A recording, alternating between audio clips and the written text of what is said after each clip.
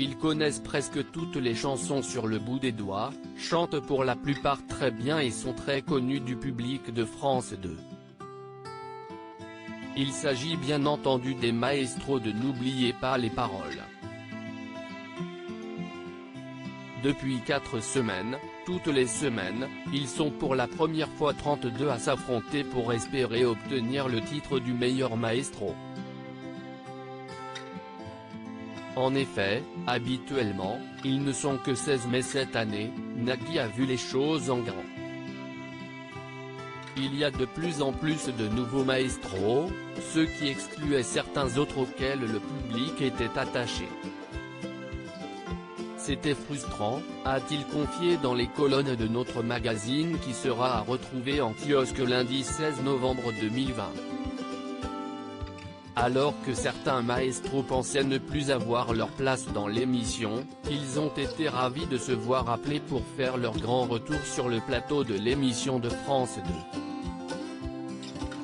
Certains maestros savaient que mécaniquement, ils seraient exclus des 16 meilleurs. Alors, il y a eu quelques larmes quand je leur ai annoncé qu'on les retrouverait au Master, a encore expliqué le mari de Mélanie Page.